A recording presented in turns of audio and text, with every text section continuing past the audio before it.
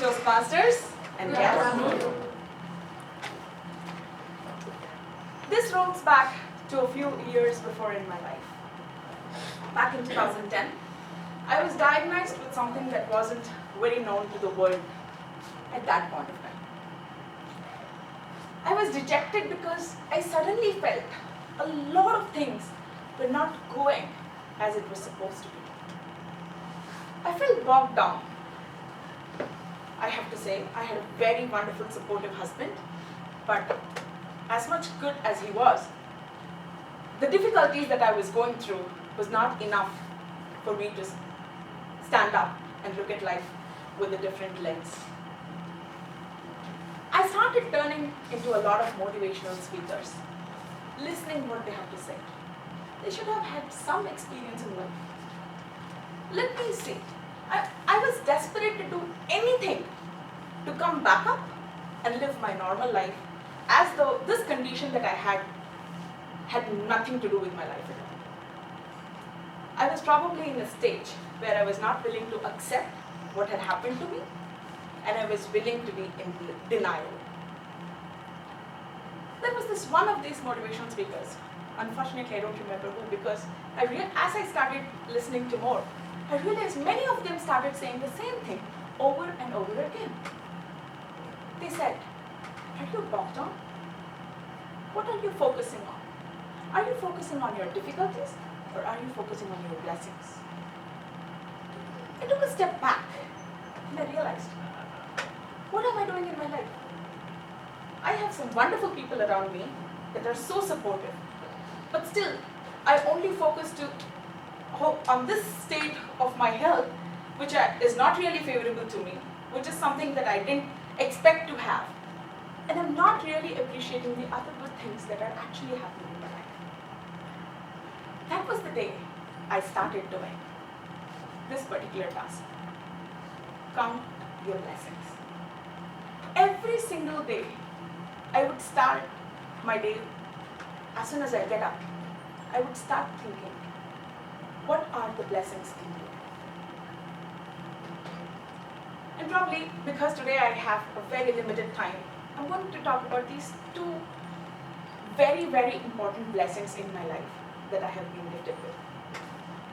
And for many of you already know, remember, I'm the third born in my family. So I'm going to talk about the two siblings, the two elder ones, whom as a child I always treated as a competition, had a lot of jealousiness about the way they would do things, hate them for the kind of advices that they would throw on me, and always keep looking up to the benchmarks that they have set in my life. But this day, when I started counting my blessings, I realized these are probably the first two blessings that I had already available in my life, because they were already there when I was born. I would like to put a few incidents, right? How I started doing this. Every time I had a difficult situation, I would start thinking, what worse could have happened? So this condition that I was diagnosed with was luckily not life-threatening. It impacted me in a few ways, but I started looking at the positive side of it. The condition required me to be in the hospital for sometimes a day, sometimes days together, every other month, and the treatment was very simple because it was only pain management. Nothing more than that they could do because of the current situation. But then I thought about it.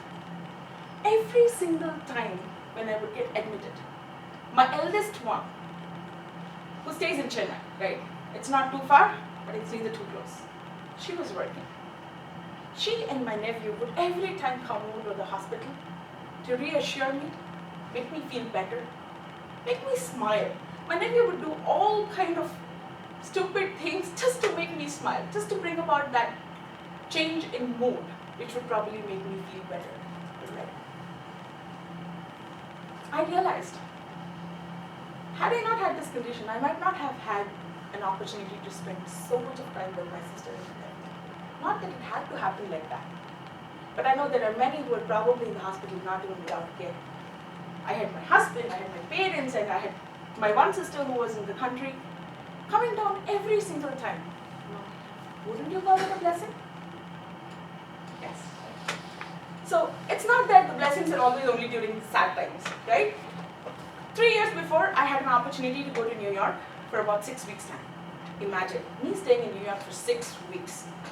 I was just looking forward to this trip. But I was not very happy when the dates came up. They were the exact dates my sister was flying from the very same airport to India. And she said, this moment, I can't hate you enough. We were seeing each other every other week, and I didn't get to see her for a year and a half, and she plans her trip 3 months in advance. I've been waiting for my dates from the office, but I never realized that it's going to be the exact same time that she was in India that I was in the US. But then, again, something would happen. She arrived back in the US 3 days before I was supposed to take off from there.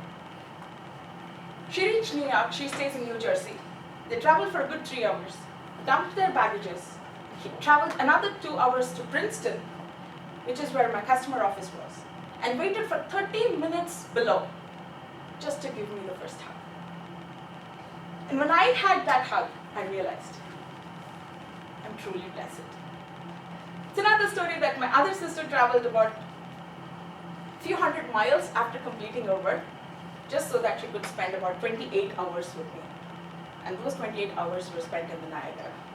It was a beautiful trip where I could not count my blessings more. So these are just 2 of them.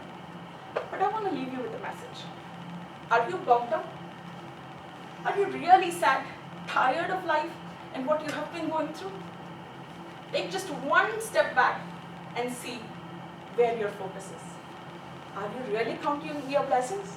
If not, start counting them now. Thank you.